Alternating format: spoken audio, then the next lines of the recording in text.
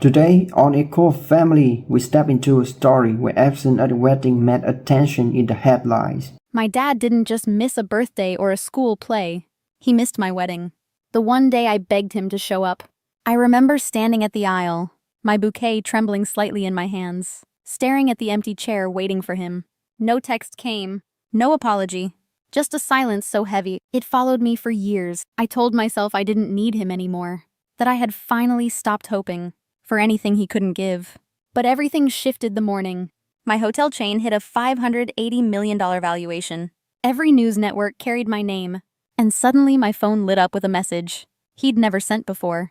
Family dinner, 7 p.m., important discussion. He didn't show up for my vows, but I walked into that dinner with something he never saw coming. Because this time, I wasn't the daughter he overlooked. I was the woman holding every card he once controlled. Pause with me for a second. Where are you right now? And what's happening around you? A humming fridge? A soft lamp? Or the end of a long day? People assume broken families are loud, shouting, slammed doors, arguments echoing through hallways. Mine wasn't like that. My house was quiet, uncomfortably quiet. My dad, Richard Collins, never needed to raise his voice. His absence spoke for him. He moved through our Seattle home, like a passing storm cloud. Dark suit, cold expression, always rushing toward something. That was never us. My mother, Evelyn, floated behind him like a shadow. Your father's under pressure, she whispered again and again. Be understanding, understanding. The word they used to excuse every wound. My brother Ethan was the golden one. Dad's reflection. Confident handshake. Perfect smile. Introduced proudly at every dinner. I stood behind them, with notebooks and quiet dreams. The daughter who didn't sparkle. Once, when I was 12, I asked why he never came to my events. He didn't look up. I'm building a future, he said. You should be grateful. Grateful for being ignored. Grateful for empty chairs. Grateful for a father who couldn't say my name with warmth. I learned early that love in my house had terms, and I never met them. So I built my world inward. Books, ideas, small plans for a life where I might finally be seen. But even then, I didn't understand something crucial. You can grow tall in the dark, but the roots remember the cold. And when he missed my wedding, that cold finally cracked open, because losing his presence hurt less than realizing I never truly had it. After the wedding, something inside me hardened. Not bitterness, not revenge, just a quiet decision to stop bleeding for people who never offered a pulse. I stopped waiting for my father's approval. I stopped hoping he'd change. Instead, I built something of my own. Hospitality pulled me in fast. Not the old motels he bragged about, but thoughtful spaces where people actually felt seen. My first property was a mess. A damp lodge outside Portland, peeling paint, soggy carpets, and a musty hallway that smelled like forgotten summers. But it was mine. Every cracked tile, every broken heater, every midnight shift. The bank manager looked at me strangely when I signed the loan. You sure about this? He asked carefully. Too young, too inexperienced, too female. I saw the doubts in the twitch of his eyebrow. I nodded anyway. Failure wasn't an option, not when the alternative was returning home defeated. So I scrubbed floors at midnight, drafted marketing plans at dawn, and slept behind the reception desk. When exhaustion won, during a brutal winter storm, the power failed. Guests panicked in the dark. I guided them with a flashlight, my breath fogging in the cold, apologizing for chaos I couldn't control. I cried once, quietly in the boiler room, then wiped my face and kept going. By year 3, the lodge had a waiting list. By year 5, I owned 3 properties. Minimalist, intentional, beloved by travelers who wrote reviews that felt like little lights in a dim hallway. Investors called, magazines emailed, competitors copied, but not Dad. Not once. Silence followed every milestone, just like the empty chair. At my wedding, I told myself I didn't care, but late at night, when the lobby lights dimmed, the question always returned. Why wasn't I enough to make him show up? The morning the valuation came, everything felt surreal. My CFO burst into my office, breathless and bright. Hannah, she said, the numbers are in. I braced myself. Tell me. Her smile trembled. 580 million. The world tilted, not from shock, but from clarity. Because the first thing I pictured was that empty wedding chair. And for once, the memory didn't bury me.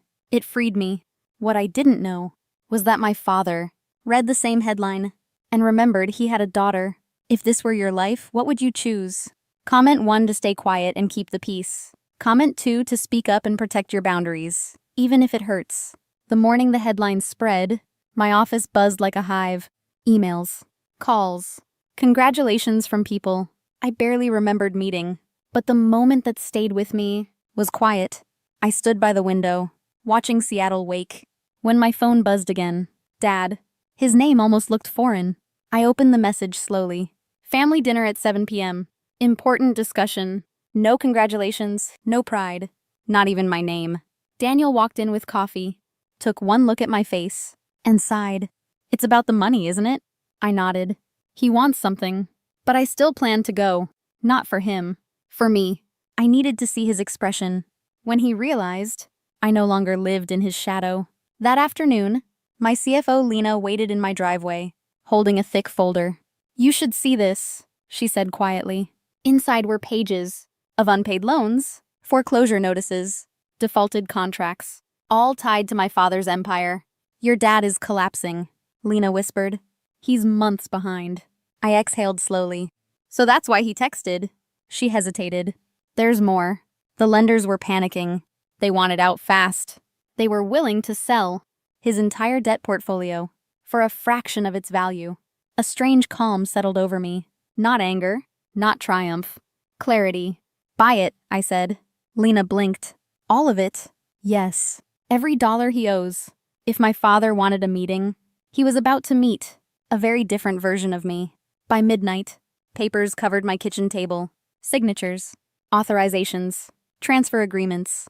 By sunrise, I owned the debt that owned my father. I expected excitement, but instead felt something quieter, a loosening, a release, from years spent chasing his gaze. As I drove to the country club, city lights blurred beside me. For the first time, I didn't rehearse what to say. I rehearsed who I had become. That evening, I dressed carefully.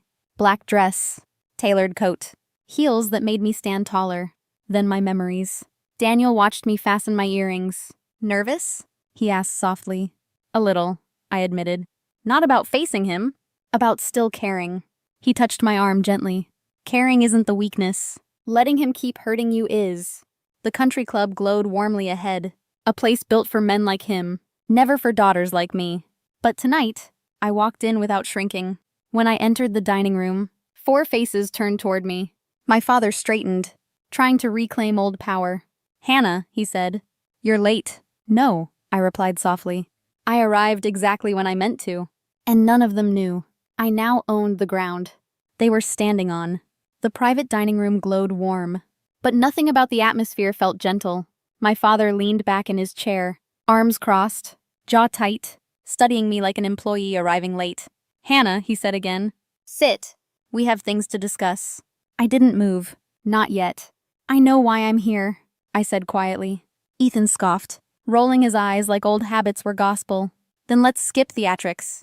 Dad's business is struggling, and you are doing exceptionally well. Dad finished smoothly, as if he were granting praise. You have the means to help your family. Help your family. Not I'm proud of you. Not congratulations. Just expectation. Just entitlement. I pulled out the folder I had carried in my bag. I placed it on the table, like a quiet verdict. So this dinner, I asked, is about money? My mother flinched. Sweetheart, your father is under pressure. I cut her off gently. No, Mom. He's collapsing. Dad's eyebrows snapped together. Excuse me? You defaulted on loans. You ignored contractor invoices. Foreclosures are already scheduled. Uncle Mark shifted uncomfortably. Ethan's face drained. Dad hissed. How do you know about that? I opened the folder. Because I now own every dollar you owe. Silence cracked through the room, like a dropped crystal glass. Ethan grabbed the documents, flipping pages with trembling hands. Dad, it's real. She bought everything. Mom's voice broke. Hannah, why would you do that? Dad slammed his fists on the table, wine sloshing over crystal rims. How dare you interfere in my business? I stayed still, steady, whole. You summoned me for help. This is help, I said calmly. This is control. You're trying to take what's mine, Dad barked. I didn't take it, I replied. You lost it. I just moved faster. Ethan stood abruptly. Unbelievable. Dad built everything we have. Everything you have, I corrected. I built mine alone. Mom covered her face, tearful but never apologizing. Hannah, please, don't do this. I reached into the folder and slid one envelope forward. This is your path out, I said. 30 days to vacate all properties. Dad stared at me, rage warring with disbelief. You're no daughter of mine. Finally, the truth he'd been circling for years. I straightened. No, I said softly. And you made sure of that long ago. Chairs scraped behind me as I turned toward the door. Someone called my name. Someone cried. Someone cursed. But none of it touched me. For the first time in my life, walking away didn't feel like losing. It felt like reclaiming something. I should never have surrendered. And they still hadn't realized. I wasn't done yet. The night air hit me softly when I stepped outside the club. Cool, open, free. For a moment, I just stood there, hands shaking slightly, like my body was catching up to what my heart already knew. Behind the doors, the shouting continued. Accusations, crying, blame tossed like debris. But none of it reached me anymore. Not tonight. Daniel waited in the car, eyes warm, steady in a way my childhood never was. You okay? He asked gently. I thought about the empty chair at my wedding, about years of trying to earn love that should have been given freely, about the girl who once checked her phone, hoping her father would remember her. Then I breathed out slowly. I'm finally okay, I whispered. The next morning, sunlight poured into my kitchen, like it had been waiting for me. The folder from last night rested on the counter. Only now, it didn't look heavy. It looked like closure. Over the next weeks, I toured my father's failing properties. Where he saw decay, I saw beginnings. We rebuilt them, with intention, with care, with the peace I never grew up with. One afternoon, I caught my reflection in a lobby window. I didn't see the girl my father overlooked. I saw a woman who finally chose herself. That was my turning point. Not the valuation, not the takeover, but the moment I realized I wasn't broken for wanting a father who couldn't be one. I was human, and choosing myself was not betrayal. It was recovery. I didn't lose a family that night.